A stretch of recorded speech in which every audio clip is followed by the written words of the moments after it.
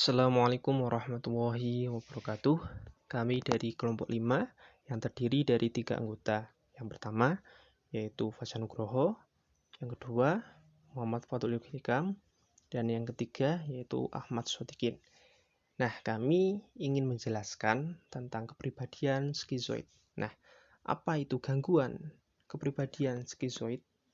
Nah, jadi gangguan skizoid adalah gangguan kepribadian yang menyebabkan seseorang kesulitan untuk menjalin hubungan dekat dengan orang lain karena merasa sangat tidak nyaman untuk berinteraksi. Selain itu, seseorang dengan gangguan ini memiliki cara berpikir yang abnormal sehingga memiliki perilaku yang cenderung eksentrik. Nah, apa yang mengalami gangguan ini sering memiliki pemikiran yang salah akibat pemahaman tentang kejadian sehari-hari yang keliru. Meskipun kejadian tersebut merupakan hal yang biasa bagi orang lain. Mereka sangat mempercayai tahayul dan memiliki pemikiran sendiri untuk suatu hal, meskipun hal tersebut tidak wajar atau menyimpang dari norma sosial dari lingkungan di sekitarnya. Pola pemikiran yang nyeleneh tersebut sering menimbulkan kecemasan dan depresi bagi penderitanya. Akibatnya, penanganan yang dilakukan hanya berfokus pada gejala depresi dan gangguan kecemasan tanpa mengatasi gejala gangguan kepribadian yang dialaminya. Penyebab gangguan skizoid. Nah, jadi banyak hal yang diperkirakan menjadi penyebab gangguan skizoid.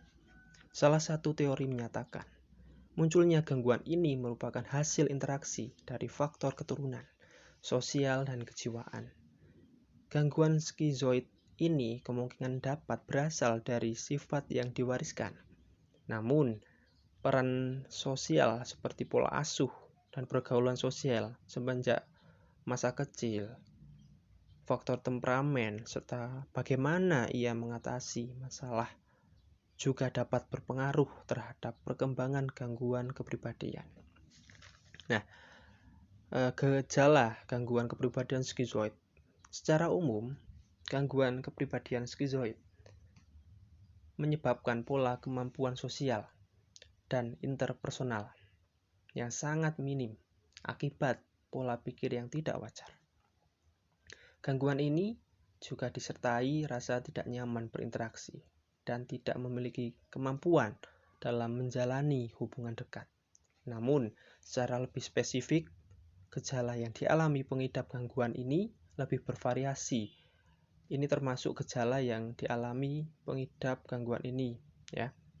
Jadi ada beberapa gejala. Yang pertama, memiliki kepercayaan kuat terhadap hal magis, mistik, gaib, klinik meskipun bertentangan pada norma. Yang kedua, sering berhalusinasi tentang pengalaman supranatural atau kejadian yang tidak biasa. Yang ketiga, memiliki ide yang tidak wajar. Yang keempat, memiliki cara bicara dan perkataan yang tidak jelas untuk dipahami orang lain. Yang kelima, sering menunjukkan emosi yang tidak wajar. Yang keenam, sangat merasa tidak nyaman pada situasi sosial. Yang ketujuh, terlalu merasa paranoid akan hal tertentu. Yang kedelapan, memiliki penampilan yang tidak biasa atau eksentrik. Yang kesembilan, sangat sedikit berinteraksi dengan seseorang meskipun sudah kenal lama. Nah, bagaimana skizoid dapat dikenali? Nah, seseorang hanya dapat dinyatakan mengalami gangguan skizoid ketika ia telah beranjak dewasa. Pasalnya, gangguan kepribadian hanya dapat terbentuk dalam waktu yang lama. Individu pada usia anak dan remaja masih mengalami perubahan dan pematangan kepribadian secara menurut gejala gangguan skizoid ini dapat meningkatkan hingga dewasa atau sekitar 40 sampai 50 tahun.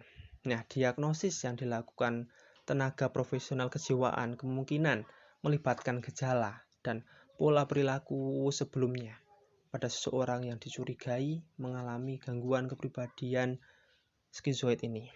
Penetapan diagnosis pada individu sebelum memasuki usia dewasa dapat dilakukan ketika gejala dari gangguan ini sudah ada dan menetap selama minimal 1 tahun. Selain itu, deteksi dini dan gangguan ini berdasarkan adanya riwayat keluarga yang memiliki gangguan skizoid. Pengobatan yang tepat sangat diperlukan untuk penderita gangguan kepribadian skizoid ini, karena jika tidak ditangani dapat peluang penurunan kemampuan sosial dan okupasional yang serius. Penanganan komprehensif seperti terapi kejiwaan dan konsumsi obat dibutuhkan untuk membentuk pola pikir perilaku baru serta meringankan gejala dari gangguan skizoid. Namun kemungkinan hal tersebut perlu dilakukan pada waktu yang lama. Mungkin itu saja penjelasan dari kelompok kami. Apabila ada salah kata, kami mohon maaf yang sebesar-besarnya. Wallahul muwaffiq ila aqwamit thoriq. Wassalamualaikum warahmatullahi wabarakatuh.